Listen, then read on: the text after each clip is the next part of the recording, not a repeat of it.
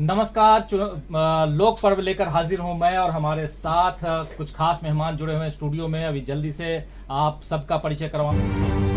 पहले हमारे साथ जुड़े हुए हैं पुष्परंजन जी, हमारे साथ अखिलेश कांत झा हमारे साथ जुड़े हुए हैं, आप स्क्रीन पे देख रहे होंगे। और वीडियो कॉलिंग के द्वारा हमारे साथ आज पहली बार जुड़े हुए हैं हमारे सहयोगी और देशबंधु ऑनलाइन के संपादक, आप परिचित हैं पहले से, अमलेंदु उपाध्याय। अमलेंदु उपाध्याय जी, आपका भी स्वागत है। अखिलेश कांत झा जी, आपका भी स्वागत है। और पुष्परंजन जी, वरिष्ठ पत्रकार, हमारे साथ लगातार जुड़े हुए हैं पिछले दिनों से और आप सब इनके विचारों से अवगत होते जा रहे हैं। तो पुष्परंजन जी, आपका भी स्वागत है इस कार्यक्रम में। और जैसा कि हम बताते आए हैं कि ये कार्यक्रम खासकर बिहार चुनाव पर आधारित है, यानी बिहार में जो विधानसभा चुनाव है उस पर हम लगातार चर्चा करते आ रहे हैं। सुबह हर शाम 6:30 से 7:30 बजे तक आप हमें रोज पाते हैं इसी वक्त। और बिहार और दूसरे राज्यों के चुनाव पर जो गतिविधियां हो रही हैं उस पर हम चर्चा करने के लिए यहाँ उपस्थित रहते हैं। लेकिन खासकर हमारी बात होती है बिहार पर। और आज भी बिहार में चूंकि इन दिनों घोषणा पत्र की बहार आई हुई है, इसीलिए आप देख रहे होंगे कि हमारे उसमें टैगलाइन में जा भी रहा है कि बिहार में घोषणा पत्र में वादों की बहार, बिहार में रोजगार बा। इसलिए क्योंकि बिहार में रोजगार बा जो पूछ रहे हैं हम, इसलिए क्योंकि आपने देखा कि आरजेडी का घोषणा पत्र आज आया है। उसमें उन्होंने कहा है कि 10 लाख हम रोजगार देंगे। और उसके अलावा एनडीए की तरफ से बीजेपी का जो घोषणा पत्र आया था परसों, उसमें भी कहा गया था कि 19 लाख हम रोजगार देंगे। दूसरी तरफ हम देख रहे हैं कि कांग्रेस ने भी एंडोर्स किया है, कांग्रेस के घोषणा पत्र में भी है कि 10 लाख रोजगार का जो वादा आरजेडी कर रही है वही वादा हम भी करके आ रहे हैं। और पहली कैबिनेट की बैठक में हम इसे लेकर आएंगे, यानी कि बिहार में बेरोजगारों को रोजगार देने का हम वादा करके अगर मुझे चुन के आप हमारी पार्टी को चुनकर लाते हैं तो हम सरकार बनाएंगे। तो सबसे पहले जल्दी से मैं चलना चाहूंगा अमलेंदु उपाध्याय जी के पास में। अमलेंदु जी, आज आप जुड़े हैं और ये हमारा प्रयोग जो है एक सफल होता हुआ नजर आ रहा है कि आपको हम जोड़ पाए हैं वीडियो के द्वारा। और आप सबसे पहले जो घोषणा पत्र है उस घोषणा पत्र में रोजगार की बात हो रही है, जो भी आ रहे हैं रोजगार के दावे के साथ आ रहे हैं। लेकिन नीतीश कुमार का कहना है कि बिहार में रोजगार देने की बात आप तो कर रहे हैं लेकिन रोजगार हम नहीं दे पाएंगे। इसलिए नहीं दे पाएंगे, 10 लाख रोजगार का वादा जो है झूठा है, छलावा है, क्योंकि इसके लिए 58,000 करोड़ रुपए की जरूरत होगी जो बिहार के बजट में नहीं है। तो अलग से पैसा कहां से आएगा कि रोजगार सृजन हो? आप क्या कहेंगे? देखिए, नीतीश जी जैसे जो बात कर रहे हैं, अगर वो थोड़ा सा प्रैक्टिकल बात अगर समझी जाए उसको, तो नीतीश जी सीधे सीधे सवाल उठा रहे हैं प्रधानमंत्री नरेंद्र मोदी के ऊपर। क्योंकि नीतीश जी लगातार ये मांग करते रहे हैं कि बिहार को एक स्पेशल पैकेज दिया जाए। और प्रधानमंत्री नरेंद्र मोदी भी जो है वायदा कर चुके हैं कि बिहार को जो है स्पेशल पैकेज दिया जाएगा। लेकिन वो स्पेशल पैकेज आज तक कहाँ गया अभी तक मालूम नहीं पड़ पाया है। तो इसलिए अगर भारतीय जनता पार्टी 19 लाख रोजगार का वायदा कर रही है और नीतीश कुमार उसको नकार रहे हैं, तो नीतीश कुमार के जो है वो, मुझे लगता है कि नीतीश कुमार जो कि आज की स्थिति है उसमें नीतीश कुमार सही है अपनी जगह पे। क्योंकि केंद्र सरकार से सहयोग नहीं मिल रहा है और नीतीश कुमार राज्य को चला नहीं पा रहे हैं और आगे भी नीतीश कुमार राज्य को चलाने की स्थिति में नहीं है। तो इसलिए नीतीश कुमार जो है वो सही कह रहे हैं कि वो रोजगार देने का वायदा नहीं कर सकते जी। अब दूसरे लोग जो रोजगार देने का वायदा कर रहे हैं वो निश्चित तौर पे ये मान के चल रहे हैं कि उनको केंद्र सरकार से सहयोग नहीं मिल रहा है जी। इसीलिए 19 लाख रोजगार के मुकाबले 10 लाख रोजगार देने का वायदा किया गया है। इसमें भी ये बताया जा रहा है कि कोई वायदा करे या नहीं करे। जी जी जी, बोलिए बोलिए। हाँ, कोई वायदा करे या नहीं करे, लेकिन ये बात तय है कि इस मामले में केंद्र सरकार जो है बिहार के चुनाव में आकर के पूरी तरीके से बेनकाब हुई है। और ये बात तय हो गई है कि रोजगार जो है एक बहुत बड़ा मुद्दा है और जिससे केंद्र सरकार लगातार जो है वो आगे चुराती रही है। तो इसलिए रोजगार एक बड़ा मुद्दा है और अगर बिहार में रोजगार एक मुद्दा बन रहा है तो मुझे लगता है कि डेमोक्रेसी के लिए एक शुभ संकेत है जी। और अब सवाल यह है कि रोजगार के मुद्दे पर आकर के वोट भी करें।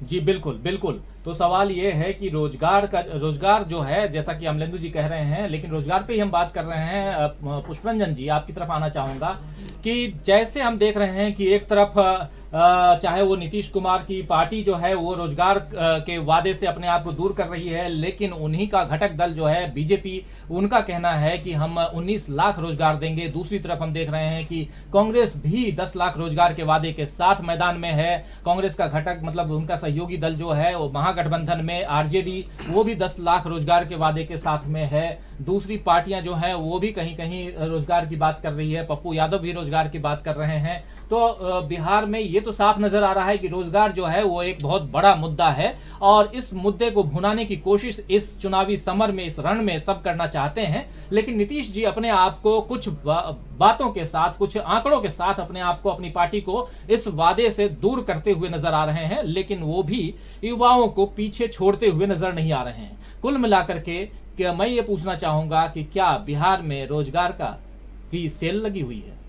बिल्कुल, ये मौसम चूंकि दशहरे का है, तो इस मौसम में तो, और चुनाव का तो बाद में, हम दशहरे में जब सेल आप देखते हैं जगह जगह, तो कोविड कार्य के काल में तो हम सेल नहीं देख पा रहे हैं, मगर इस समय पटना में और राजधानी में एकदम केंद्रित सेल लगी हुई है हर पार्टियों की अपने अपने तरीके से जी। तो ये भी एक अजीबोगरीब है अपने आप में। रोजगार, क्या सरकारी रोजगार बीजेपी देने जा रही है, ये भी सोचने वाली बात है, या वो उसी तरह का है जो वायदा उन्होंने पहले जब 2 करोड़ वाला किया था, और जिस किस्म से भी लोगों को अपना काम धंधा, किसी ने ठेला भी चलाना शुरू किया, पकौड़े ही बेचना शुरू किया, तो उसे भी लोगों ने नाप दिया कि भाई ये रोजगार भी हमारे सौजन्य से, हमारी वजह से हुआ है। या फिर बिहार सरकार में आज जैसे तेजस्वी यादव ने साफ साफ कहा है कि हम सरकारी नौकरी देंगे, वो बार बार ये सुनिश्चित करना चाह रहे थे कि वो नौकरी देने जा रहे हैं और सरकारी नौकरी देने जा रहे हैं जी। तो नौकरी और रोजगार, ये शब्दावली में फर्क है। हाँ, कल मैं थोड़ा सा उसमें आपको, आप जो सरकारी नौकरी की बात कर रहे हैं, मैं जोड़ दूं उसमें कि तेजस्वी यादव, इन लोगों का जो मैनिफेस्टो आया है उसमें कहना है कि बिहार में अभी 4.5 लाख वैकेंसियां हैं, मतलब सरकारी नौकरी में 4.5 लाख वैकेंसी है, और 5.5 लाख हम रोजगार सृजन करेंगे। तो 5.5 प्लस 4.5 मिलाकर 10 लाख होता है, जिसकी घोषणा पहली कैबिनेट की बैठक में करेंगे। ये कहना है आरजेडी का, और यही कहना है कांग्रेस का, उसके घटक दल का।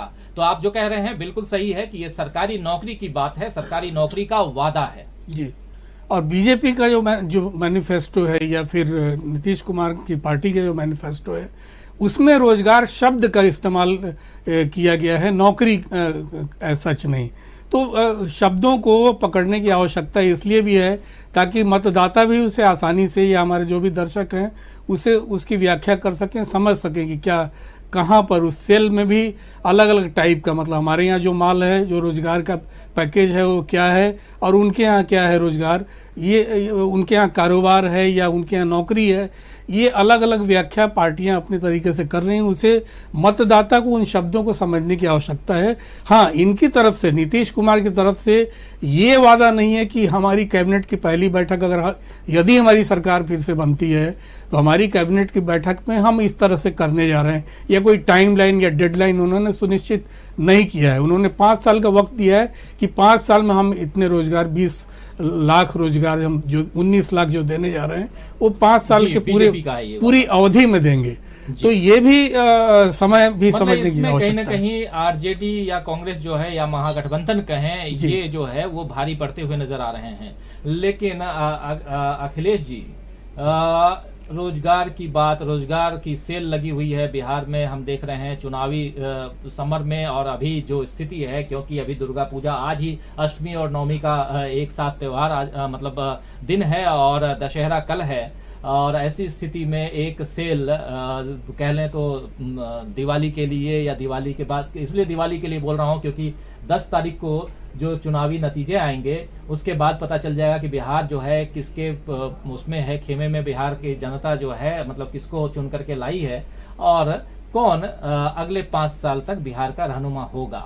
तो वैसी स्थिति में आप क्या देखते हैं कि जो रोजगार की बात हो रही है उसमें एक तरफ एनडीए है और दूसरी तरफ महागठबंधन है। एनडीए में जो घटक दल हैं वो रोजगार के नाम पर एक दूसरे का समर्थन करते हुए नजर आ रहे हैं, लेकिन दूसरी तरफ माफ करें महागठबंधन में जो घटक दल हैं यानी कि कांग्रेस और आरजेडी एक दूसरे का समर्थन करते हुए नजर आ रहे हैं। लेकिन एनडीए में एक तरफ जहां 19 लाख रोजगार देने का मतलब लोगों को, बेरोजगारों को नौकरी देने की का वादा कर रही है बीजेपी, तो दूसरी तरफ नीतीश कुमार कह रहे हैं कि 19 लाख तो छोड़िए साहब, हम 10 लाख भी रोजगार नहीं दे सकते। क्या कहेंगे? मैं नीतीश जी की बातों में यही कहूंगा कि उनको पता है उनकी सच्चाई, क्योंकि वो रोजगार दे ही नहीं सकते। उन्होंने अपने पिछले 15 साल के कार्यकाल में उन्होंने कहा किस किस को रोजगार दिया। अब उनका जब वो निकाला जाए आंकड़ा तो आप देखोगे जितना उन्होंने वादा किया था उसका 10% भी नहीं पहुंचे हैं ये लोग जी। इसीलिए नीतीश जी साफ साफ कह रहे कि बार रोजगार की गारंटी नहीं ले रहे हैं वो। अब बात करें दूसरी पार्टी उसकी, तो इन लोगों ने खाली रोजगार की घोषणा करी, पैकेज लेके बैठ गए हैं कि पैकेज नंबर 1 ये, पैकेज नंबर 2 ये, पैकेज नंबर 3 ये जी। इसमें खाली इन्होंने खाली सेल लगा दिया और कोई काम रोजगार का कैसे करेंगे ये जी। जब कुछ ना ब्लूप्रिंट है कैसे रोजगार देंगे? वहाँ पे सारी इंडस्ट्री आप लोगों ने बंद करी है। इससे पहले आपकी दूसरी राज्यों में सरकार आपकी, जैसे कांग्रेस के घोषणा पत्र में डाला हुआ इन्होंने, तो इनकी दूसरी राज्यों में भी इनकी सरकार है। उन्होंने ये वहाँ क्या काम किया उन्होंने अपने कार्यकाल में जी? पूछा जाए तो जी आपने यहाँ तो घोषणा कर दिया, जैसे आपने पूरा सेल लगा दिया जी हाँ हमको ये रोजगार दे देंगे, वो दे देंगे, वो दे देंगे, पर आपकी अच्छा सरकार करंट में चल रही है, आपने वहाँ कितने को दिया? अगर इनका घोषणा पत्र का अगर हम एवरेज निकालें, हर बार के 4-5 इनका निकाल के जाए हर राज्य में जहाँ इन्होंने क्या ये घोषणाएं करी है, तो वहाँ अपने फुलफिलमेंट पे पूरा जीरो निकलते हैं ये लोग कि इन्होंने कोई फुलफिलमेंट किया ही नहीं है। अभी इन्होंने डाला कि कर्जा माफी भी कर देंगे। अदर पार्टीज में देखा जाए तो इन्होंने कर्जा माफी दिया है 5 रुपए किसानों को, राजस्थान में देखा 10 रुपए जी, 100 रुपए, ये कोई माफी होती है जी? तो अमलेंदु जी आपकी तरफ आना चाहूंगा। अखिलेश कांत झा जी का कहना है और ये इनका इशारा कांग्रेस की तरफ है कि कांग्रेस शासित राज्य जो हैं वहां पे, क्योंकि कांग्रेस का जो मैनिफेस्टो है, घोषणा पत्र है, या महागठबंधन का जो घोषणा पत्र है, उसमें जो वायदे जो किए गए हैं, जो वादे किए गए हैं, उस आधार पर देखा जाए तो कांग्रेस का ये घोषणा पत्र जो है वो भी कहीं ना कहीं सच्चाई से परे अखिलेश कांत झा जी को लग रहा है घोषणा पत्र और उसके जो वादे हैं। उनका कहना है अमलेंदु जी की चूंकि कांग्रेस अपने राज्यों में, जिन जिन राज्यों में आज उसकी सरकार है, वहां अपने घोषणा पत्र के आधार पे वो अपने वादों को फुलफिल करते हुए नहीं दिखाई दे रही है, तो क्या वो वादे खासकर जो बिहार चुनाव में भी करके आ रहे हैं महागठबंधन के जो दल हैं वो करेंगे? ये एक प्रश्न चिन्ह है अखिलेश कांत झा की तरफ से। आप क्या कहेंगे इस पे? देखिए, एक चीज तो ये समझने की है कि जैसे हमारे आदरणीय अमित शाह जी ने बताया था कि चुनाव के दौरान जो है वो जुमले छोड़े जाते हैं जी, तो बहुत से जुमले छोड़े जाते हैं, तो ये भी एक जुमले हो सकते हैं। अखिलेश जी की बात सही भी हो सकती है, लेकिन अभी जो पिछले 3 राज्यों के विधानसभा चुनाव हुए थे, 5 राज्यों के हुए थे दिसंबर 18 में, और उसमें कांग्रेस ने घोषणा की थी कि हम जो है वो माफ कर देंगे किसानों का कर्ज माफी की। तो वो कर्ज माफी जो था वो सरकार जिस दिन बनी, मतलब तीनों ही राज्यों में 10 दिन के अंदर वो घोषणाएं कर दी गई। अब वो किस तरीके से पटरी पर उतरी, कितना माफ हुआ, वो चीज अलग की है। चूंकि 50 रुपए माफ हुआ या 5000 माफ हुआ, सवाल ये है कि उन्होंने वायदा किया था कि हम माफ करेंगे, उन्होंने घोषणा की थी, उसको उन्होंने इम्प्लीमेंट किया जी। दूसरे लोगों ने कहा कि कर्ज माफी कोई सवाल ही नहीं है, कर्ज माफी का कोई प्रश्न ही नहीं है, कर्ज माफी जो है वो लोगों को आलसी बनाने का है प्रश्न है जी। तो आप देखिए जो दोनों के बीच में अंतर है वो ये अंतर है कि आपने कर्ज माफी को मसला माना ही नहीं, आपने कहा कर्ज माफी बेकार की चीज है और हम किसानों को आत्मनिर्भर बनाना चाहते हैं जी। और आत्मनिर्भर बनाने के नाम पे आपने किसानों की जमीन और किसानों की फसल को जो है वो पूंजीपतियों को गिरवी रखने के लिए आप 3 कानून लेकर के चले आए जी। तो ये जो मूलभूत अंतर है, इस मूलभूत अंतर को हमको समझना पड़ेगा कि जो रोजगार देने की बात कर रहे हैं वो अलग से कोई रोजगार नया पैदा करने की बात नहीं की है। तो कांग्रेस का हो या आरजेडी का हो, उन्होंने जो रोजगार देने की बात कही है वो वही बात कही है कि जो खाली पड़े हुए पद है, जो वैकेंसियां हैं 4.5 लाख जी अमलेंदु जी 4.5 लाख। और अगर केंद्र सरकार की बात की जाए तो रेलवे में ही जो है, अकेले रेलवे में 8 से 10 लाख वैकेंसीज जो पड़ी हुई है खाली, और रेलवे में नई भर्ती पर रोक लगा दी गई है। जी एसबीआई 30,000 लोगों को जबरन रिटायर करने जा रहा है। 50 साल से ऊपर के जो कर्मचारी हैं उनको जबरन रिटायर करने की तैयारी हो रही है। जी तो ये जो मूलभूत अंतर है, इस मूलभूत अंतर को हमको समझना पड़ेगा। यहाँ पे आकर के मतलब ठीक है, वायदे हैं, वायदे पूरे होते हैं नहीं होते अलग की चीज है। जी जी बिल्कुल। अगर वो 10 लाख रोजगार देने का वायदा कर रहे हैं तो पहले ही दिन ही 10 लाख रोजगार देने का बात नहीं है। बिल्कुल बात बिल्कुल ये है कि हम पहले दिन घोषणा जो हम कर रहे हैं सरकार में आते ही हम उसको इम्प्लीमेंट करेंगे और जो नौकरियां रुकी हुई हैं उनको हम लागू करेंगे। जी वो वैकेंसीज हम फुल करेंगे, ये है मसला। बिल्कुल मसला तो हमको ये मूलभूत अंतर जो है दोनों के वायदे में, इसको समझना है। बिल्कुल दोनों के वायदे में जो मूलभूत अंतर है इसको समझना होगा, ये कहना है अमलेंदु उपाध्याय जी का। लेकिन पुष्परंजन जी, ओवरऑल जो हम बोल रहे हैं कि चुनावी समर है, इसमें रोजगार की सेल लगी हुई है, अलग अलग पार्टियां अलग अलग अपने अपने ढंग से वादे करके आ रही है और आप देख रहे हैं कि अलग अलग। सबसे पहले मैं अपने प्रोड्यूसर को चाहूंगा कि वो जल्दी से ब्रेकिंग न्यूज के तहत ये दिखाने की कोशिश करें कि कौन सी पार्टी, जैसे आज आरजेडी का जो घोषणा पत्र आया है वो क्या है, वो देख लीजिए कि आरजेडी के घोषणा पत्र में वादों की बहार है। और ये कौन कौन से वादे हैं अभी आपको मैं बताता हूं। पहला है कि 10 लाख बेरोजगारों को नौकरी का वादा है। दूसरा है 85% पद बिहार वासियों के लिए आरक्षित की गई है, ये इनका है, पद को आरक्षित किया गया है। तीसरा ये है कि युवाओं को 1500 रुपया बेरोजगारी भत्ता देंगे, ये सब आरजेडी का घोषणा पत्र है। किसानों का कर्ज माफ किया जाएगा, ये आरजेडी का घोषणा पत्र मैं आपके सामने रख रहा हूं। उसके अलावा नए उद्योग लगाने पर टैक्स नहीं देना होगा, ये है।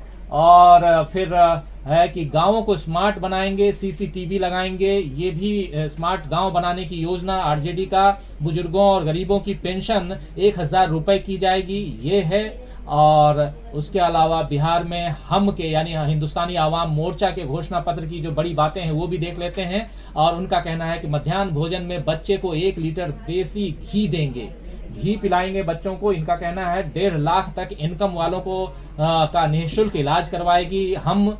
और फिर किशनगंज में और पूर्णिया में हज भवन बनाया जाएगा, ये भी है। बिहार में आरएलएसपी का वचन पत्र भी आया हुआ है। उनके वचन पत्र में आरएलएसपी जो है जिसके मुखिया, उनका कहना है कि हर जिले में नवोदय विद्यालय की तर्ज पर स्कूल बनाएंगे, नवोदय विद्यालय के तर्ज पे गरीब बच्चों को मुफ्त में शिक्षा की व्यवस्था की जाएगी, ये कहना है आरएलएसपी का, रालोसपा का। और हर 2000 की आबादी पर एक गांव में क्लिनिक। तो ये आपने देखा कि हमने अभी आपके सामने आरजेडी, हम यानी हिंदुस्तानी आवाम मोर्चा, जिसके मुखिया जो हैं वो मांझी हैं, जीतन राम मांझी, जो भूतपूर्व मुख्यमंत्री भी हैं और इस वक्त एनडीए के घटक दल हैं, उनके साथ मतलब कि नीतीश कुमार के साथ और बीजेपी के साथ उस घटक दल के एक प्रमुख नेता के रूप में जीतन राम मांझी हैं और पूर्व मुख्यमंत्री हैं। उनका भी हमने आपके सामने रखा कि उनका क्या घोषणा पत्र है। और साथ में रालोसपा यानी उपेंद्र कुशवाहा की जो पार्टी है, अलग से गठबंधन बनाकर ये लड़ रहे हैं। AIMIM यानी असदुद्दीन ओवैसी की जो पार्टी है उनके साथ, और BSP यानी मायावती की पार्टी के साथ उपेंद्र कुशवाहा लड़ रहे हैं। और उपेंद्र कुशवाहा अपने इस पूरे गठबंधन के सीएम पद के दावेदार हैं, मतलब उम्मीदवार हैं, दावेदार नहीं उम्मीदवार के रूप में घोषित किया गया उनका नाम। तो ये 3 अलग अलग घोषणा पत्र हमने अभी आपके सामने रखे। उसके अलावा हम लोगों ने देखा है कि पिछले दिनों कांग्रेस का घोषणा पत्र भी हम आपके सामने रखे थे, हमने आपके सामने बीजेपी का घोषणा पत्र भी रखा, उसके अलावा नीतीश कुमार यानी जेडीयू का घोषणा पत्र भी आपने देखा। तो ये अलग अलग घोषणा पत्र के और हमने पप्पू यादव की पार्टी के घोषणा पत्र की बात भी की थी। तो अलग अलग पार्टियां, अलग अलग घोषणाएं चुनावी समर में सब हैं और सब जनता के दरबार में सिर नवा रहे हैं, सिर झुका रहे हैं, ताकि किसी न किसी रूप में वो चुन करके आए और विधायक बन करके आए और बिहार की गद्दी पे विराजमान हो उनकी पार्टी। ये चाहत है इनकी। लेकिन सबके वादों में एक वादा जो है वो रोजगार का है। रोजगार इसलिए अहम है बिहार में क्योंकि बेरोजगारी दर लगातार बिहार में बढ़ती जा रही है। 46.6% से ऊपर बेरोजगारी दर बिहार की हो चुकी है, ये हम देख रहे हैं। लेकिन साथ साथ आप जान रहे हैं कि पिछले दिनों जो कोरोना काल है, उस कोरोना काल में जितने प्रवासी बिहारी हैं वो जब वापस लौट के गए तो वहां की स्थिति बिहार में क्या रही, उनके रोजगार की स्थिति क्या बन पाई या नहीं बन पाई, या उन्हें मजबूरन फिर से अपने अपने प्रदेश को वापस जाना पड़ा, यानी जहां वो नौकरी कर रहे थे उन जगहों पे फिर से वापस उन्हें लौटना पड़ रहा है और अपनी नौकरी की तलाश भी करनी पड़ रही है। और बिहार के सुदूर जो दरभंगा का एरिया है वहां से बिलोंग करते हैं अखिलेश कांत झा, जो हमारे साथ जुड़े हुए हैं और दरभंगा और मिथिलांचल की स्थिति को बहुत अच्छी तरह से जानते हैं। अखिलेश जी हमारे साथ पिछले दिनों भी जुड़े थे और आप में से कई साथी इनके विचारों से अवगत भी हुए थे।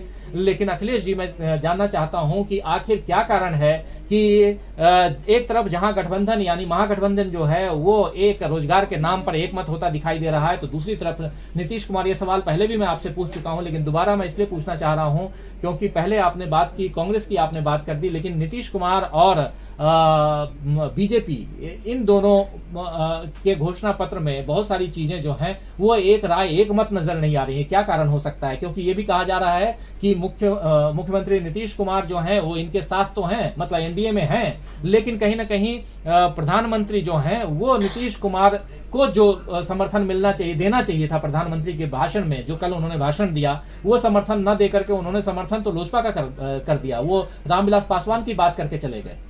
देखिए, इसमें यही कहूँगा कि नीतीश जी अपनी विफलताओं को छुपाने के लिए अपने सारा कसूर केंद्र थोपने की बातें कर रहे हैं जी। क्योंकि आप कोई भी डेवलपमेंट देखेंगे, नीतीश जी ने क्या डेवलपमेंट किया पिछले 15 साल से? मुख्यमंत्री पद पे तो वही है, चाहे अलायंस में है, किसी भी पार्टी से रहे वो, पर थे तो सत्ता में वही। उन्होंने क्या डेवलपमेंट किया? हमारे क्षेत्र के युवाओं को केवल ठगने का काम किया उन्होंने और कुछ नहीं किया। रोजगार के नाम पर उन्होंने क्या दिया? कुछ नहीं। एक सिंगल इंडस्ट्री नहीं है हमारे क्षेत्र के अंदर जी। इन्होंने घोषणा किया कि हम यहाँ पे आपके यहाँ पे एयरपोर्ट देंगे, एयरपोर्ट की खाली घोषणा है, टिकटें बुक हुई और अभी भी हमें गारंटी नहीं है कि फ्लाइट पहुंचेगी नहीं पहुंचेगी। हमारे क्षेत्र में मेडिकल सुविधाएं सबसे कम है, हमारे क्षेत्र में एजुकेशन सबसे घटिया कर रखा है इन लोगों ने, कोई व्यवस्था नहीं जी। फिर भी हम बात करते हैं रोजगार की कि क्या पता उम्मीद है कि रोजगार दे दें, पर जो लोगों का रुझाव ज़्यादा जा रहे हैं सब तेजस्वी की तरफ। उन्होंने जैसे अपने वादे दिए कि हम यहाँ कोशिश करेंगे, इसमें आपका हम 10 लाख रोजगार दे रहे हैं, लोग उम्मीद कर रहे हैं, युवा उम्मीद कर रहे हैं कि आप 10 लाख ना दे, क्या आप 10% दे दे, 1% ही देगा इंसान जी। तो एक उम्मीद पे पब्लिक में वो एक वोट बैंक की तरफ देखें तो तेजस्वी की तरफ जा रहा है रुझान युवाओं का रुझान जो है वोट बैंक की तरफ। लेकिन दूसरी तरफ हम देख रहे हैं पुष्परंजन जी की युवा जो हैं, अब तेजस्वी यादव की जो सभाएं हो रही हैं उसमें जबरदस्त भीड़ उमड़ के आ रही है। कल हमने देखा कि कन्हैया कुमार भी अपनी सभाओं में थे और उनकी सभा में भी जबरदस्त भीड़ थी। क्या ये भीड़ जो है वो दर्शक दीर्घा वाली भीड़ है या वोट में तब्दील भी हो सकती है? देखिए, भीड़ का मनोविज्ञान थोड़ा होता है कि माहौल बनाता है लगातार, मतलब कि अगर किसी पार्टी को सुनने के लिए, उसके नेता को सुनने के लिए बड़ी संख्या में लोगों का उमड़ना और खासकर उसमें युवाओं का दिखना, उससे लगता है कि कहीं ना कहीं उसके प्रति आकर्षण है, लोग कुछ उम्मीद बांध के वहाँ पर जा रहे हैं, सुनने जा रहे हैं। तो दर्शक केवल दर्शक के रूप में लोग जा रहे हैं ये भी बात नहीं है, मन बनाते हैं लोग, सुन के मन बनाते हैं। अब एक चीज़ मेरी समझ में नहीं आती है, बीच में भी इस तरह की घोषणाएं हुई थी कि हम इतना रोजगार दे रहे हैं, उस संकल्प पत्र उसका नाम दिया गया था, फिर घोषणा पत्र। तो क्या ये रिपीटेशन घोषणाओं का जो बार बार नवीकरण जो हो रहा है एक तरह से, उसके पीछे क्या है? एक बुखार को बनाए रखना है या दूसरे का बुखार ना चढ़े तो उसे उतार के इसे चढ़ाए रखना है कि देखिए जी हम ये हमारा घोषणा पत्र है, पहले वाला हो सकता है संकल्प पत्र हो, फिर कुछ और नाम देके, मतलब कि ये आज जो घोषणाएं हुई हैं तेजस्वी यादव की पार्टी की तरफ से, मुझे लगता है नया नहीं लग रहा है। ये चीज़ तो पहले से बताया जा चुका है कि हमारा ये संकल्प है, ये हमारे वायदे हैं। तो क्या ऐसा तो नहीं कि बीजेपी ने जो घोषणाएं की थी उस बुखार को कम करने के लिए फिर इन्होंने दोबारा से उसे लगाया है जी? एक दूसरा ये है कि किस मोर्चे पर बार बार ये लोग विफल हुए हैं। नीतीश कुमार के उस पे मैं आ रहा हूँ कि स्पेशल इकोनॉमिक जोन होता है हर पूरे देश में, 232 स्पेशल इकोनॉमिक जोन है जो एक्टिव है, जो उद्योग के लिए बना हुआ है, और जो कोस्टल एरिया उसके लिए अलग इकोनॉमिक जोन है। उसमें मैं नहीं आ रहा हूँ, मैं जो ज़मीनी इलाके हैं वहाँ की मैं बात कर रहा हूँ। बिहार में एक भी स्पेशल इकोनॉमिक जोन का नहीं होना, ये नीतीश कुमार की विफलता। 15 साल में उन्होंने क्या किया? क्या एक स्पेशल इकोनॉमिक जोन भी आप नहीं स्थापित कर सकते हैं? पहले प्रस्ताव 2006 में इस तरह का आया था कि पटना में मुजफ्फरपुर, वैशाली, इस तरह से 3-4 इलाकों को चिन्हित किया गया था कि वहाँ ज़मीनें लेके स्पेशल इकोनॉमिक जोन बनाना है। मगर 2007 में नीतीश कुमार ने स्वयं वो बयान, कोई भी गूगल करके देख सकता है या वैसे भी उनके बयानों की फहरिस्त में देख सकता है कि 2007 में उन्होंने हाथ खड़े कर दिए। उन्होंने कहा कि किसानों की ज़मीन, जहाँ की खेती वाली ज़मीन होती है, उस ज़मीन का अधिग्रहण हम नहीं कर सकते हैं, वो किसान फिर क्या करेगा। इस वजह से ये सारा कुछ टल गया, मतलब उद्योग से बिहार को दूर रखा 2007 में उन्होंने। और फिर उसके बाद के जो 13 साल थे, 13 साल में भी कुछ ऐसा उसके बारे में कोई प्रगति नहीं हो सकी।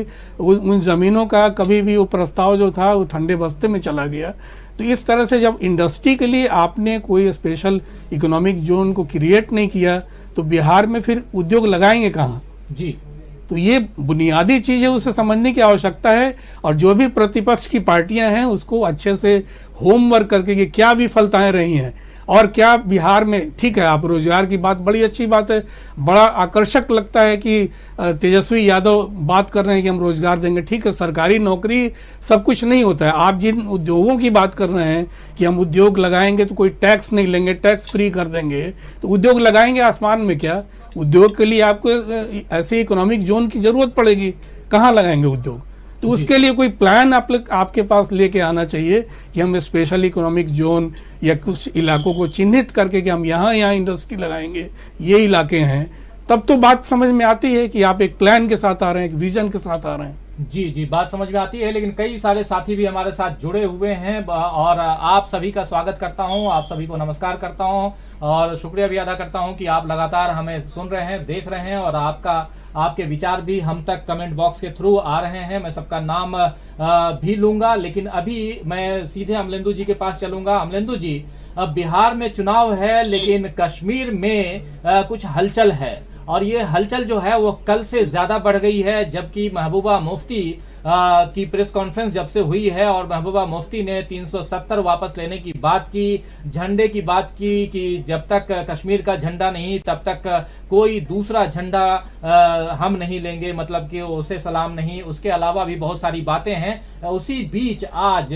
आपको याद होगा कि महबूबा मुफ्ती के बाहर आने के बाद, यानी नजरबंदी से बाहर आने के बाद गुपकार घोषणा पत्र पर सबकी बैठक हुई। गुपकार घोषणा पत्र आपको पता ही है अमलेंदु जी। उसके बाद आज जो पीपल्स अलायंस बनाया गया है वहां पे कश्मीर में, उसके मुखिया फारूक अब्दुल्ला चुन लिए गए हैं। लेकिन मैं इस बिहार चुनाव के दौरान कश्मीर की बात क्यों ला रहा हूं, या ये शायद आप समझ रहे हैं बहुत अच्छी तरह से, और कल जो हमारे साथी हमारे दर्शक जुड़े हुए थे वो भी इस बात को बहुत अच्छी तरह से समझ रहे होंगे कि कश्मीर की बात मैं यहाँ क्यों कर रहा हूँ। कल बहुत ही विस्तार से पुष्परंजन जी ने भी बताया था कि आखिर किस गेंद को फेंका है महबूबा मुफ्ती ने और किसे नरेंद्र मोदी जी अपने भाषण में कैच करते हुए 370 की बात कर बैठे। तो क्या या आज और अभी जो कश्मीर में हलचल है, अमलेंदु जी, ये मैं जानना चाह रहा हूं आपके अपने विश्लेषण के द्वारा कि जो कश्मीर में हलचल है उस हलचल को बिहार की राजनीति से कैसे जोड़कर आप देख रहे हैं? देखिए, एक तो मैं ये कहना चाहूंगा कि महबूबा मुफ्ती जी जो हैं वो अभी भी भारतीय जनता पार्टी की बहुत अच्छी सहयोगी है जी, और अभी भी जो है वो एक तरीके से जिसे कहा जाए प्राणवायु देने की कोशिश जो है भारतीय जनता पार्टी को कर रही है जी। और ये भी समझ लेना चाहिए कि महबूबा मुफ्ती जी को बिहार के चुनाव की शुरुआत होने तक जेल में रखा गया है जी। और जब बिहार के चुनाव की शुरुआत हुई तो अहम उसी समय उनको जो था वो वहां से रिहा किया गया जी। तो ये सारी चीजें जो हैं ये समझने वाले समझते हैं अच्छी चीजों को कि किस तरीके से भारतीय जनता पार्टी ने महबूबा मुफ्ती के साथ मिलकर के सरकार चलाई जी।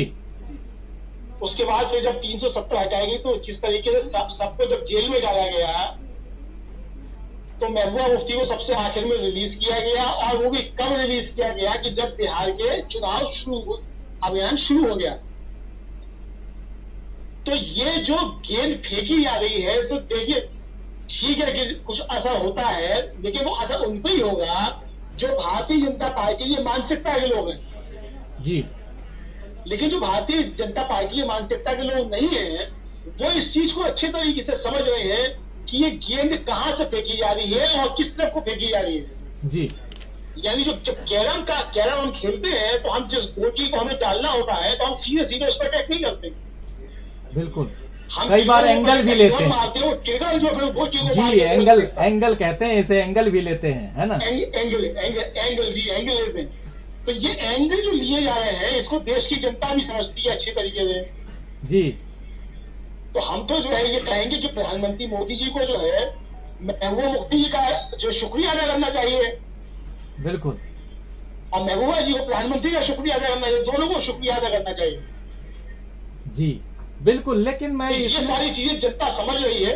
जी, लेकिन थोड़ा सा मैं इसमें पुष्परंजन जी का पुट भी लेना चाहूंगा। अमलेंदु जी, पुष्परंजन जी ने कल अपने विचार इस पे रखे भी थे, लेकिन पुष्परंजन जी, ये जो पीपल्स अलायंस जो बना है वहाँ खासकर कश्मीर में, जिसके मुखिया फारूक अब्दुल्ला हैं, महबूबा मुफ्ती नहीं फारूक अब्दुल्ला हैं, क्या कहेंगे? फारूक अब्दुल्ला चूंकि गुपकार घोषणा पत्र के पूरे करता धरता, उनके साथ पहले 7 पार्टियां थी, अभी 6 पार्टियां इस अलायंस में हैं और जिसके मुखिया बने हैं, लेकिन उसमें मतलब उसमें पीडीपी भी है और उसमें नेशनल कॉन्फ्रेंस भी है और कई दूसरे दल भी हैं, 4 अन्य दल भी हैं। तो ये जैसा कि अभी अमलेंदु जी बता भी रहे हैं कि इसका कहीं ना कहीं शुक्रगुजार होना चाहिए, महबूबा मुफ्ती का शुक्रगुजार प्रधानमंत्री नरेंद्र मोदी को और प्रधानमंत्री नरेंद्र मोदी का शुक्रगुजार होना चाहिए महबूबा मुफ्ती को। दोनों एक दूसरे के लिए की मदद कर रहे हैं, लेकिन बीच में जब हम देखते हैं कि फारूक अब्दुल्ला का जो बयान आता है, कई बार चीन के बारे में कहते हैं फारूक अब्दुल्ला की कश्मीर का मसला जो है उसको चीन की मदद से हम हल करवाएंगे। तो ये सब जो उटपटांग बयान उनके आते हैं, ये जब चुनावी समर में जब एनडीए यानी कि प्रधानमंत्री नरेंद्र मोदी बीजेपी का कमान संभालते हुए आगे बढ़ते हैं, वैसे बयान जब आते हैं तो कितनी मदद करते हैं ये महबूबा ही नहीं, दूसरे लोग भी, खासकर फारूक अब्दुल्ला भी। नहीं, वो मदद करेंगे, क्योंकि आप रिश्ता देखिए ना, जब रणनीति बन रही थी राजस्थान में तो उनके दामाद कौन थे? फारूक अब्दुल्ला के दामाद ही उस रणनीति के, सचिन पायलट। तो उस बहुत ही एक चक्रव्यूह की रचना जो होती है, महाभारत में 16 दिन का महाभारत था, 32 किस्म के चक्रव्यूह की रचना हुई थी। जी, व्यूह रचना जो थी उसमें चक्रव्यूह मुख्य था जिसे द्रोणाचार्य ने रचा था, लेकिन चक्रव्यूह के अलावा जो बाकी जो 36 कुल मिला के 36 व्यूह रचना हुई थी युद्ध लड़ने के लिए, उसमें 16 दिन में हर रोज 2 व्यूह की रचना होती थी। तो चुनाव में भी ऐसे व्यूह की रचना आज के भारत में, उस समय के महाभारत में जो हुआ सो हुआ, आज के भारत में वही व्यूह की रचना जो करने वाले करते हैं, चुनावी व्यूह की रचना करते हैं। जी, ये भी एक व्यूह रचना है कि आपको कहां से कैसे निशाने पर लेना है।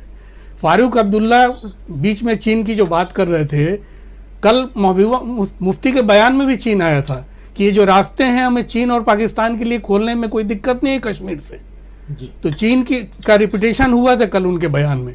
दूसरा एक गुपकार आंदोलन जो गुपकार डिक्लेरेशन जो है, दरअसल उस पे फारूक अब्दुल्ला अपना पूरा ये कब्जा नियंत्रण चाहते हैं। गुपकार है कहाँ? श्रीनगर के लाल चौक से 3.25 किलोमीटर दूर एक पहाड़ी है गुपकार, जहाँ की उनका रेजिडेंशियल एरिया है। वो उस गुपकार पहाड़ी पे उनका है और सब कुछ वहाँ से एक तरह से कंट्रोल टावर है इस पूरे डिक्लेरेशन का, और उस हिसाब से वो सारा कुछ वहाँ पर रचा जा रहा है। Mehbooba Mufti second person in command है, मतलब इस गुपकार डिक्लेरेशन की दूसरी जो अभी जो बना है, इस पे साइन किया इन लोग सब लोगों ने मिलके। इसमें कांग्रेस को भी वो लोग ला रहे थे। जब 4 अगस्त 2019 को जिस दिन पहली गुपकार की बैठक हुई थी, उस गुपकार डिक्लेरेशन में कांग्रेस ने आने से मना कर दिया था उसमें। और फिर एक और उसमें जो थे जो आईएएस ऑफिसर थे वो भी विड्रॉ कर गए बाद में चल के, इसलिए 6 लोगों का उसमें अभी जो संगठन है उसमें 6 लोग हैं। जी, कश्मीर को क्यों बिहार के उसमें प्लेटफॉर्म पे लाने की चेष्टा हो रही, 370 को क्यों लाने की चेष्टा हो रही है? उसके पीछे बिहार की मुसलमान आबादी है जिसकी संख्या पे ध्यान दीजिएगा। और जो इलाके हैं 34 से 38 इलाके आप मान के चलिए कि जहाँ पर बहुत अच्छी आबादी है और जिससे वो लोग वोट बैंक है एक तरह से। वहां पर बीजेपी चोट करना चाहती है कि वहां पर वोट का पोलराइजेशन हो किसी भी तरह से। आप कहें तो मैं उन इलाकों का नाम पढ़ दूं, अदरवाइज जो हमारे नहीं, श्रोता हैं वो खासकर जानते हैं जो किशनगंज हमारे है, जो पूर्णिया है, कटिहार है, मधेपुरा है, ये सारा सीमांचल का पूरा इलाका है। बिल्कुल। तो हमारे दर्शक जानते हैं अच्छी तरह से कौन कौन इलाके हैं, मुस्लिम बहुल इलाके हैं जी। मेन क्या है इस चुनाव में, सीए ग्रुप बना हुआ है वहां पर बिहार में जी। और उस पे उस ग्रुप के अलावा दिल्ली में जो मरकज चला रहे हैं जो लोग, या देवबंद में चला रहे हैं, वो सारे लोग उस थॉट के लोग भी वहां पर उसको एक्टिवेट किए हुए हैं कि किसे वोट देना है। एक तरह से फतवा जारी होगा जब अंतिम समय, जब चुनाव के जब एकदम चरम पे होगा, तब ये निर्णय होगा कि किसको देना है नहीं देना है।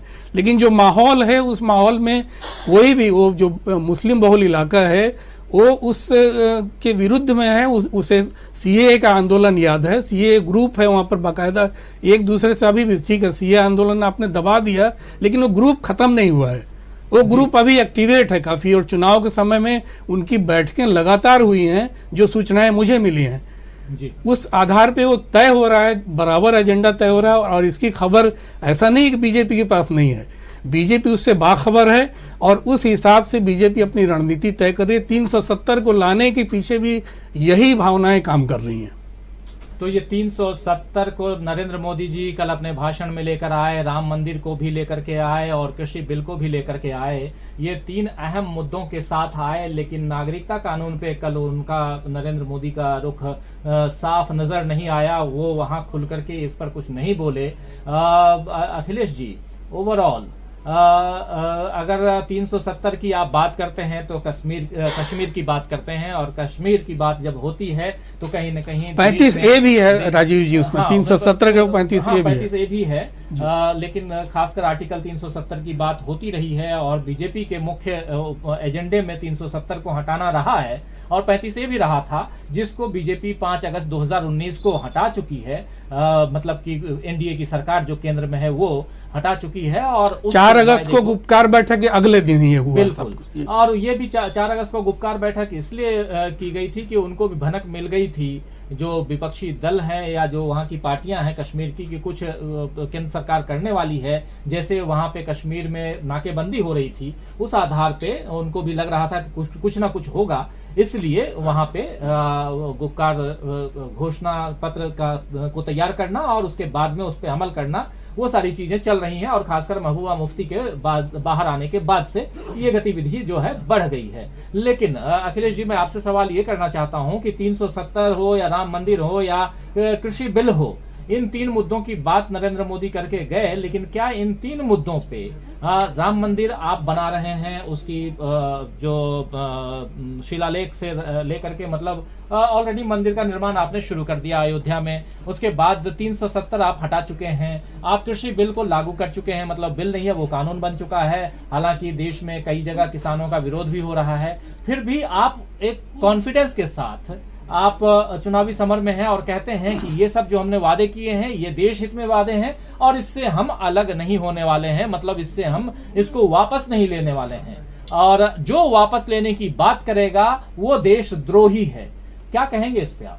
बिल्कुल, मैं इनकी बातों से बिल्कुल सहमत हूँ। जम्मू कश्मीर हमारे भारत का एक अभिन्न अंग है, और जो हमारे जम्मू कश्मीर के खिलाफ उल्टा बोले गया, उल्टा कहेगा कि हम चीन का समर्थन लेंगे, जो चीन हमेशा भारत को दबाने की सोचता है, उनका सहयोग से भारत में ये सोचते हैं कि इस तरह रूल किया जाए, वो मैं साफ साफ कहूंगा ये लोग देश विरोधी हैं हमारे लिए। अच्छा। जो इंसान हमारे देश के साथ नहीं, वो हमारे देश के खिलाफ है जी। और ऐसे लोगों में कहूंगा बिल्कुल देश के गद्दार हैं। अच्छा कि इनको नजरबंद रखा गया था, जब तक ये नजरबंद रहे थे तब तक जम्मू कश्मीर पूरा शांत रहा, कभी कोई दंगा पथराव नहीं सुनने में आया। लेकिन जब से बाहर आए हैं ये लोग, तब से इसी उपद्रव में लगे हुए किसी तरह दंगा भड़काया जाए, मुस्लिम वोट बैंक खेला जाए बिहार इलेक्शन दौरान। जी, लेकिन मुस्लिम वोट बैंक को खेलने की जुगत में तो बीजेपी भी है अखिलेश जी। बिल्कुल, मैं कोई दो राय नहीं, लेकिन क्या है इसके अंदर देखो, 300 इन्होंने जो वादा किया उन्होंने पूरा किया। केंद्र के अंदर 370 कहा गया, ये देश हित में था, हटाया गया। बिल्कुल सहमत करूंगा। अखिलेश जी, एक चीज ध्यान में रखिएगा कि 370 के समर्थन में स्वयं मुख्यमंत्री बिहार के नहीं थे उसमें, मैं जानता हूं बराबर। तो ये भी ध्यान रखने की आवश्यकता है चुनाव में किस तरह से केंद्र और राज्य दो अलग अलग खेमे में बटे हुए थे इस इशू को लेकिन लेकर। 370 की बात हम कर रहे हैं। बिहार चुनाव के दौरान 370 का जिक्र आना ही था, और ये जब जिक्र आया है अमलेंदु जी, तो उस पे नीतीश कुमार चुप क्यों है 370 उसके पे? बाद आप देखिए कि नीतीश कुमार की पार्टी में जो एक बिखराव आया, और नीतीश कुमार भी कहीं न कहीं केंद्र सरकार से अपने आप को पीछे खींचते हुए नजर आए थे 370 में। मतलब जो बिल लेकर के बीजेपी आई थी, एनडीए की सरकार आई थी केंद्र लोकसभा और राज्यसभा में, और कानून बना, उसके बाद अब नीतीश कुमार उसी मंच पे जिस मंच पे मोदी जी आके 370 की बात कर रहे हैं, नीतीश कुमार चुप नजर आते हैं। क्या कहेंगे इस पे आप? देखिए, इस पे मैं यही कहूंगा कि हमारे प्रधानमंत्री प्रातः स्मरणीय श्री श्री आदरणीय नरेंद्र दामोदर दास मोदी जी पहले ही नीतीश कुमार जी का डीएनए पहचान चुके हैं जी। तो अब नीतीश कुमार जी का डीएनए क्या है वो प्रधानमंत्री पहचानते हैं, और प्रधानमंत्री का डीएनए जो है, और भारतीय जनता पार्टी का डीएनए नीतीश कुमार जी अभी तो पहचाने की नहीं पहचानी है, नीतीश कुमार जी जाने। अब ये नीतीश जी के भाजपा के बीच का मसला है कि कौन किसको कितना समझ रहा है जी। लेकिन हम तो ये पूछना चाहते हैं कि नीतीश जी ने जो 50,000 बिहार के लोगों के नाखून और बाल जो प्रधानमंत्री को भिजवाए थे, वो वापस मंगा लिए कि नहीं मंगा लिए अभी तक? या मैच कर गया डीएनए? अगर नहीं, या मैच कर गया जी। तो इस पर जो मुझे लगता है प्रधानमंत्री को भी स्पष्ट कर देना चाहिए कि वो डीएनए उन्होंने सही पहचाना था कि गलत पहचाना था, और नीतीश जी ने जो डीएनए भेजे थे वो मैच हो गए कि नहीं हो गए। जी। तो ये नीतीश जी के और प्रधानमंत्री के बीच का मसला है, और ऐसे कई मसले हैं जिन पे जो है वो खिलाफ खड़े रहे हैं नीतीश जी, मतलब बीजेपी की सरकार के खिलाफ। कुल मिलाकर के अगर देखा जाए, एक तो ये कि नीतीश जी जो है वो देखिए केंद्र सरकार में मंत्री नहीं बने जी। उनकी तरफ से कोई मंत्री नहीं बना, मतलब केंद्र सरकार में, मतलब नीतीश जी की पार्टी से कोई मंत्री नहीं है। हाँ, पार्टी से कोई मंत्री नहीं हुआ, लेकिन राज्यसभा में दिया ना बड़ा। भारतीय जनता पार्टी को नहीं, राज्यसभा तो उन्होंने सब बहुत ताकतवर जगह दे दी, भी पास करा है, बहुत पावरफुल जगह दे दी। सब कुछ नहीं, बहुत पावरफुल जगह नहीं, मंत्रिमंडल तो नहीं दिया ना। अब हमारे केसी त्यागी जी तो ज्यादा परेशान है ना। 2-4 मंत्री के बराबर दे दी उनको, रघुवंश नारायण सिंह को। नहीं तो हरिवंश नारायण, सॉरी, हरिवंश जी को, हरिवंश जी को उपसभापति बनाया है। तो 2-4 मंत्री के बराबर ही पद है ना वो। नहीं तो हरिवंश जी कैडर के आदमी नहीं है ना। हरिवंश जी तो अखबार के दम पे आए हैं। बिल्कुल, पत्रकार हैं वो। हरिवंश जी ने तो अखबार के दम पे सौदा किया है। हरिवंश जी ने पार्टी को इसके सितम पे सौदा नहीं किया जी। पार्टी को इसके सितम पे सौदा कर रहे थे वो केसी त्यागी और आरसीपी सिंह थे। उनकी जो महत्वाकांक्षाएं थी उन पर तो सारापात हुआ है ना। तो ये तो अब नीतीश जी के प्रधानमंत्री के बीच में क्या संबंध है, ये तो वही समझेंगे, और ये संबंध आगे आने वाले दिनों में क्या होने वाले हैं ये समझना होगा। जैसे राजीव जी आपने भी अभी थोड़ी देर पहले कहा कि नीतीश प्रधानमंत्री जिस तरीके से चिराग पासवान की मतलब एक तरीके से पढ़ाई कर गए और रामविलास पासवान की एक तरीके से बात कर मतलब उनको याद कर गए, तो इसका मतलब वो साफ साफ इशारा दे गए कि नीतीश जी को जो है इस बार सबक सिखाना है। तो मुझे लगता है कि सारे पूरे चुनाव में सबसे बुरी स्थिति में अगर कोई है और अभिमन्यु की स्थिति है किसी की, तो वो सिर्फ नीतीश कुमार की है जी। मतलब सरकार किसी की भी बने, लेकिन सबसे ज्यादा नुकसान जो है मुझे मतलब मेरा अपना एनालिसिस है जी कि सबसे ज्यादा नुकसान नीतीश कुमार ही रहने वाले हैं, और शायद नीतीश कुमार भी इस चीज को शायद भाप रहे हैं जी। लेकिन ये कुल मिला की स्थिति है। अब ये प्रधानमंत्री और नीतीश जी आपस में तय कर दे कि किसने किसको कितना पहचाना। 2 धाराएं तो अमलेंदु जी साफ साफ समझ में आती है कि मोदी जी अपने केंद्र की नीतियों को कि हम बहुत अच्छे थे बिहार के लिए, हमारी जितनी नीतियां थी जल से लेके और विद्युत तक सब हमारी वजह से बिहार का कल्याण हुआ है, और वहां पर वो जोड़ते नहीं है किसी तरह से अपने आप को। एक तरह से आइवरी टावर की तरह वहां प्रस्तुत किया उन्होंने कि सब कुछ केंद्र की तरफ से जो कुछ बिहार में हुआ है और बाकी संभले लोग। नीतीश कुमार उस में नहीं फिट बैठ पा रहे हैं, क्यों? नहीं, इतना ही नहीं है। देखिए, प्रधानमंत्री जो कहा वो एक तरीके से नीतीश कुमार को अक्षम साबित किया। वही मैं कहना चाहता हूँ पिछले 5 सालों में जो है, जो 2 या 3 साल ये जो उनको एनडीए के साथ करने का काम कि जो कुछ हुआ है 3 साल में हुआ है, था वो यूपी से, मतलब जो कुछ हुआ वो 3 साल में हुआ है। 3 साल में जो भी कुछ किया वो Exactly. प्रधानमंत्री ने किया है, हाँ है ना। और जो उन्होंने मतलब कोरोना से लड़ाई की जो अक्षमता थी वो सारी एक तरीके से देखा जाए उसका ठीकरा प्रधानमंत्री नीतीश कुमार के सिर फोड़ दिया। जी लॉकडाउन लगाया था प्रधानमंत्री ने, मजदूर पैदल चलने को मजबूर हुए प्रधानमंत्री की वजह से, लाठियां खाई बिहारी मजदूरों ने भारतीय जनता पार्टी शासित राज्यों में प्रधानमंत्री की वजह से। लेकिन प्रधानमंत्री ने वो सारी जिम्मेदारियां जो है वो सीधे सीधे नीतीश कुमार के ऊपर डाल दी और स्वयं को हीरो बना के खड़ा कर दिया। तो ये तो यही तो सियासत है अमलेंदु जी, यही तो सियासत है।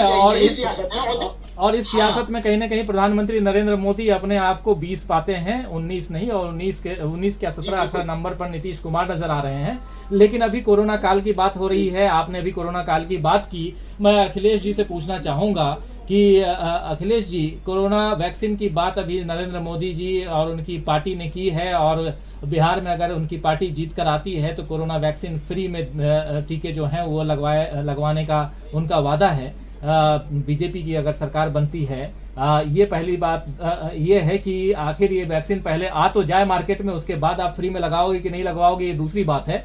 लेकिन इसी पे आज कटाक्ष किया है शिवसेना ने, और उनका कहना है कि क्या बाकी के राज्य जो हैं वो पाकिस्तान के हैं, कि आप सिर्फ बिहार की बात कर रहे हैं, आपके दूसरे राज्य भी तो हैं, आप उत्तर प्रदेश में भी राज कर रहे हैं, आज भी देश के कई सारे राज्यों में आपकी सरकार है, यानी कि बीजेपी की सरकार है या एनडीए की सरकार है, और वहां आपने ये वादे क्यों नहीं किए और बिहार में ये वादा क्यों कर रहे हैं? बीजेपी लगातार घिरती नजर आ रही है, इस पे आप क्या कहेंगे अखिलेश राम जी? मैं इस पे एक ही बात कहूंगा, देखिए जो सबसे ज्यादा मजदूर पलायन हुए हमारे वो बिहार से गए थे जी, और सबसे ज्यादा जो बाहर से आए हो तो बिहार में गए, इसलिए बिहार का हक भी बनता है कि वैक्सीनेशन सबसे पहले वहाँ दी जाए। वैसे समर्थन भी करूंगा क्योंकि अदर जो स्टेट्स हैं वहाँ पे एक टाइप से क्या वहाँ पे लोगों ने जितना प्लान नहीं हुआ, सबसे ज़्यादा प्लान यूपी बिहार की तरफ हुआ और उससे भी ज़्यादा बिहार में हुआ है हमारे। तो बिहार वैसे सही में उनका एक हक बनता है कि सबसे पहले उनको दिया जाए।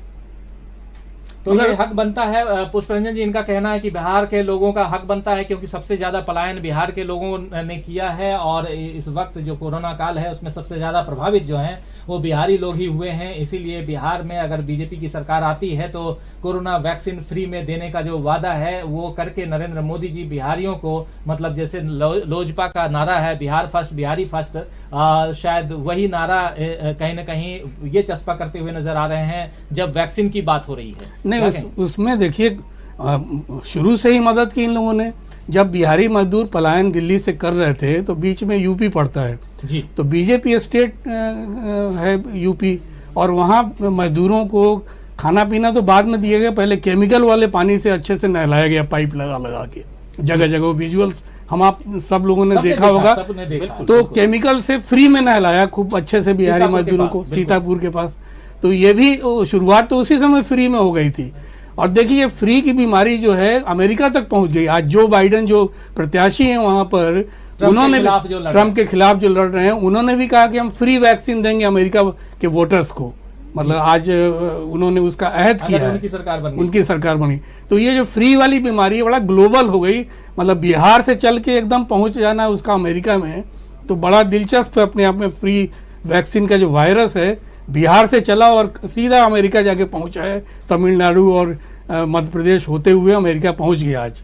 तो ये भी दिलचस्प अपने आप में कि आपने जो मुफ्त का चंदन घिस रहे हैं नंदन, तो ये बड़ा अच्छा है, एक तरह से घिसना चाहिए।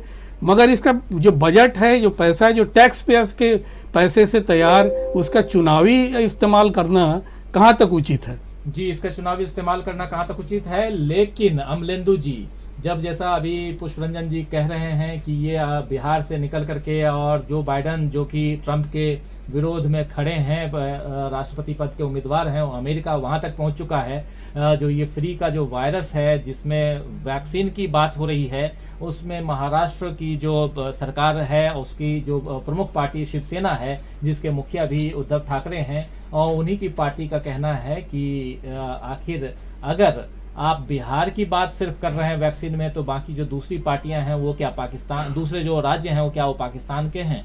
वो भी राज्य तो आपके ही हैं। और सबसे बड़ी बात यह है अमलेंदु जी कि जब देश में आपका राज है, यानी कि नरेंद्र मोदी जी देश के प्रधानमंत्री हैं, एनडीए की सरकार है, तो फिर एक राज्य तक किसी वैक्सीन को सीमित करना ये कहां तक उचित है?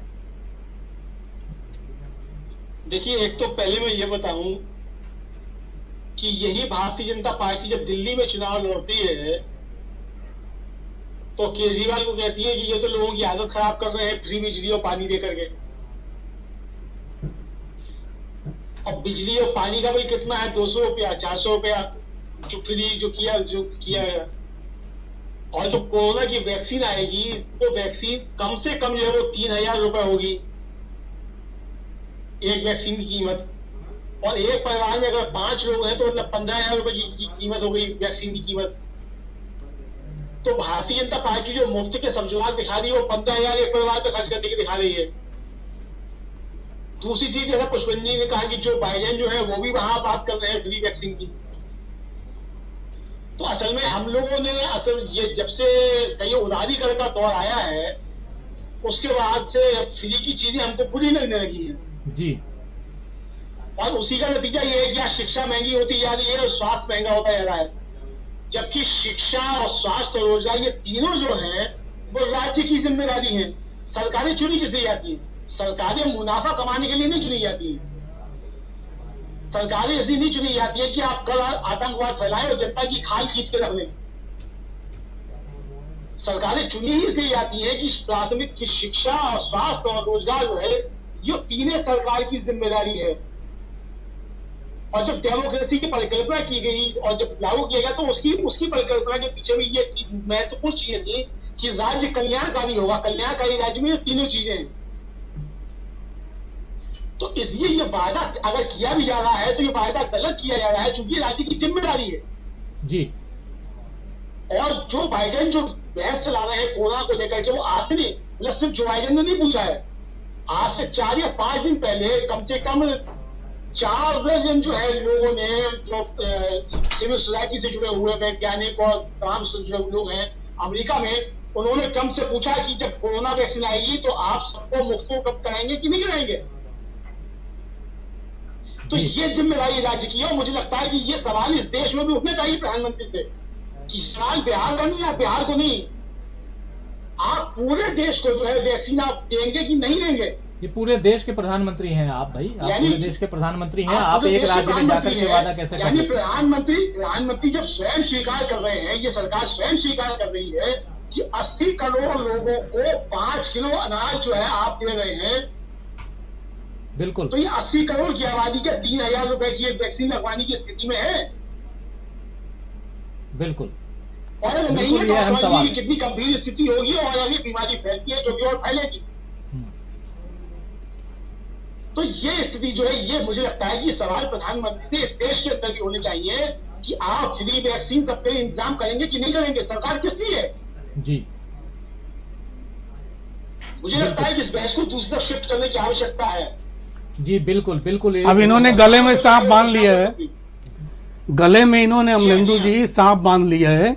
अब उस सांप को अब उनकी तरफ घूमता है, कभी कभी दूसरी तरफ लपकता है, तो ये बड़ी मुश्किल स्थिति में फंस गए। लेकिन अखिलेश जी, ये जो पुष्परंजन जी कह रहे हैं, अखिलेश जी मैं आपकी तरफ आ रहा हूँ, पुष्परंजन जी जो या अमलेंदु जी जो कह रहे हैं खासकर कोरोना वैक्सीन के बारे में जो बात हम कर रहे हैं, क्योंकि ओवरऑल आप देखिए हम यहाँ किसी की खिंचाई या किसी के की परेशानियों को आगे बढ़ाने के लिए नहीं बैठे हैं, हम एक विश्लेषण कर रहे हैं और विश्लेषण के तहत हम बात कर रहे हैं आज खासकर जो घोषणा पत्र अलग अलग मतलब घोषणा पत्र में जो वादे हैं उन वादों पे, रोजगार की जो बात है उस पे, वैक्सीन की जो बात है उस पे। और अगर बिहार में देखें तो पिछले 15 साल से एनडीए की सरकार है। 2 साल के लिए लालू यादव के साथ नीतीश कुमार ने जो समझौता किया था, गठबंधन किया था, वो 2 साल रहे। उसके बाद से फिर अचानक एक बहुत ही तेज और नाटकीय घटनाक्रम में आप देखें कि फिर से एनडीए के साथ हो लिए नीतीश कुमार।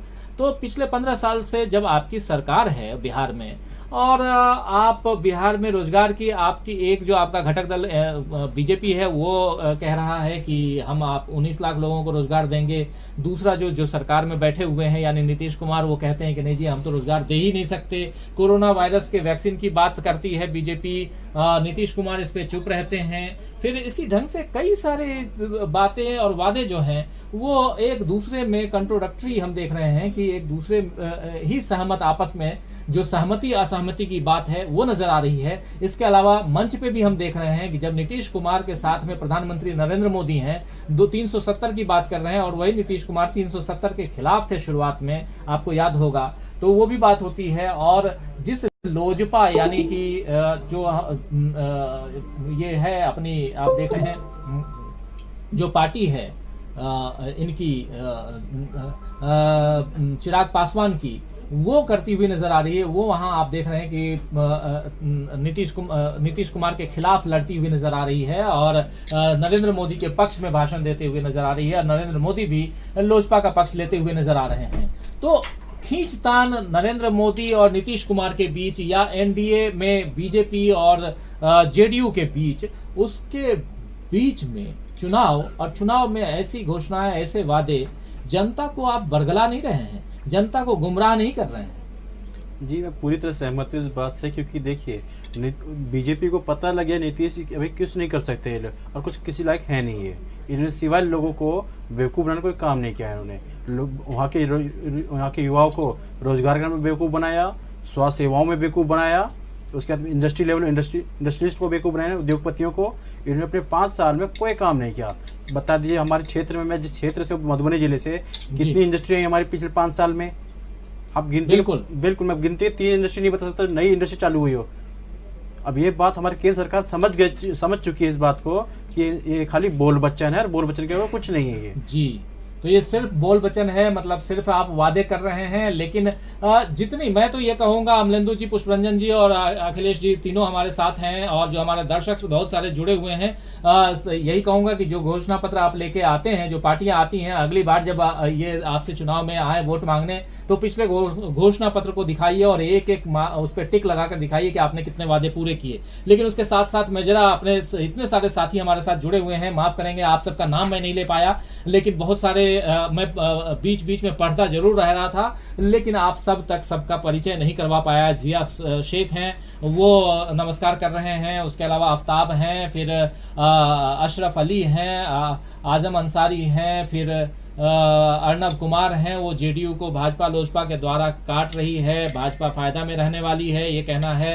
राकेश यादव जुड़े हुए हैं, मोहम्मद सिकंदर हमारे साथ जुड़े हुए हैं, मोहम्मद सिकंदर हैं, बीजेपी को वो झूठी पार्टी कह रहे हैं, इसलिए नहीं कि काला धन आया और नहीं गरीबों के खाते में 15 लाख आए। ये 15 लाख की जो बात है, तो ये भी बता दूं कि अब सोशल मीडिया पे ये बात भी चल रही है कि साहब आप 15 लाख रुपए दे दीजिए, रोजगार जो 2 करोड़ का आपने वादा किया था। अखिलेश जी, मैं आपसे ये सवाल करना भी चाह रहा हूं कि जो रोजगार की बात आपने की थी, 2 करोड़ हम रोजगार देंगे हर साल और 15 लाख हर खाते में आएंगे, आप भाई साहब आप 15 लाख रुपए हमारे खाते में ला दीजिए, अब वैक्सीन आप फ्री में मत दीजिए, हम वैक्सीन लगवा लेंगे, रोजगार ही मत दीजिए, और रोजगार भी मत दीजिए। देखिए मैं इसमें यही एक ही बात कहूँगा, एक खाली जुमलेबाजी थी और कुछ नहीं। लेकिन इसे बात करूँ केंद्र की, तो उन्होंने किसान के खाते में पैसा भेजा इस बार।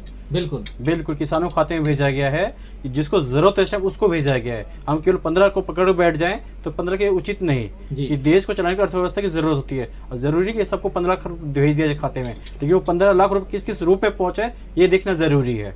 15 लाख रुपये आपके किसानों के खाते में पहुंचा है, ऐसा नहीं कहूँगा। इसमें क्या है, किसानों को उसके जरूरतों के हिसाब से इस बार कोरोना काल में दिया गया है, हर किसी को दिया गया है। ये नहीं कहूँगा कि आप 15 लाख रुपए के ऊपर बैठिए।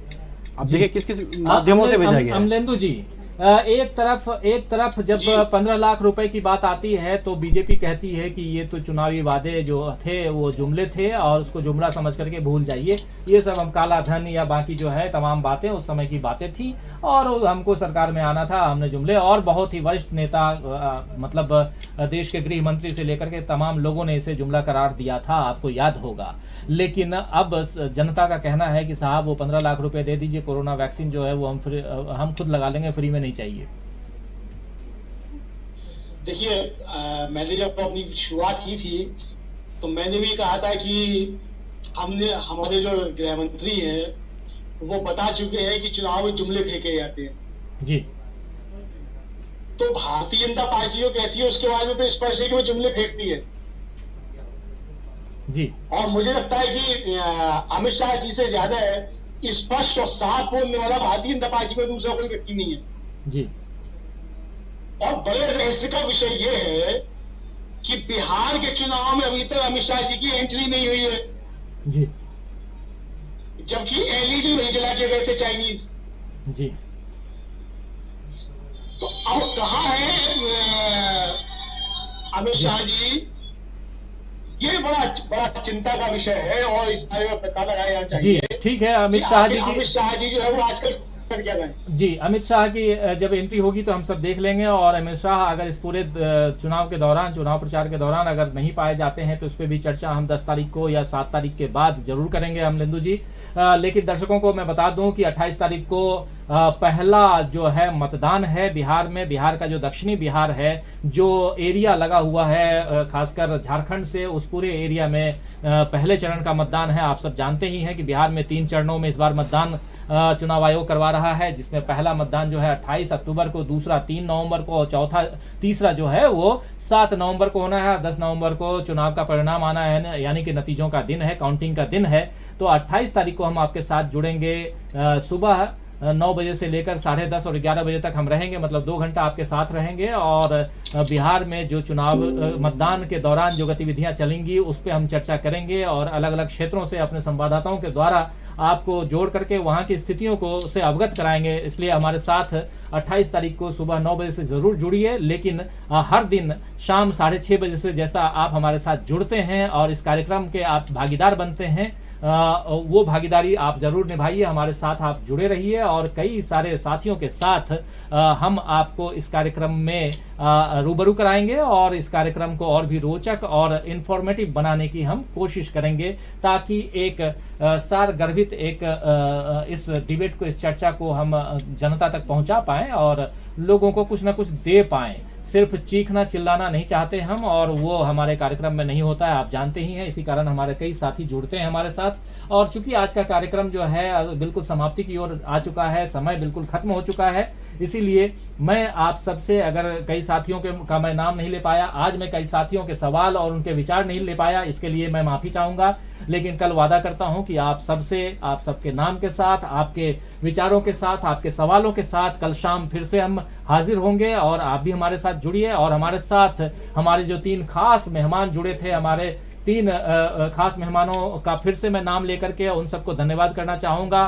वीडियो कॉलिंग के द्वारा हमारे साथ हमारे ऑनलाइन एडिटर अमलेंदु उपाध्याय जुड़े हुए थे, फिर वरिष्ठ पत्रकार हमारे साथ स्टूडियो में बैठे हुए हैं पुष्परंजन जी, उनसे आप परिचित हैं ही, लगातार जुड़ रहे हैं। अखिलेश कांत जी हमारे साथ आज दूसरी बार जुड़े, ये मधुबनी के रहने वाले हैं और पॉलिटिकल एनालिसिस इनका पेशा है और पॉलिटिक्स को बहुत अच्छी तरह से जानते हैं, इसलिए ये हमारे साथ बैठते हैं और बीजेपी के पक्ष को आप तक पहुंचाने की ये कोशिश करते हैं। ये आप देख ही रहे हैं, ताकि बीजेपी का पक्ष भी आप तक पहुंचे। सिर्फ ये ना रहे कि हम लोग बैठ करके सिर्फ बीजेपी की खिंचाई कर रहे हैं, लेकिन अखिलेश जी जो स्थितियां हैं उस पे हम चर्चा करते हैं। अगर कहीं अच्छाई है तो वो बात भी करते हैं और बुराई है तो वो बात भी हम करते हैं। तो अमलेंदु जी आपको भी धन्यवाद, पुष्परंजन जी आपको भी धन्यवाद, अखिलेश कांत झा जी आपको भी बहुत बहुत धन्यवाद कि आप सबने इस चर्चा के लिए वक्त निकाला। और साथ में हमारे साथियों, दोस्तों, शुभचिंतकों, दर्शकों, आप लोग जो हमारे साथ जुड़े रहे और पूरे 1 घंटे तक इस चर्चा में भागीदार बने और आप अपने विचारों से आपने हमें अवगत कराया, आप सबको भी बहुत बहुत धन्यवाद, शुक्रिया अदा करता हूं और तहे दिल से शुक्रिया अदा करता हूं। और अब हम यहीं इजाजत चाहेंगे और आप हमारे साथ जुड़े रहिए। तब तक के लिए नमस्कार, देखते रहिए डीबी लाइव।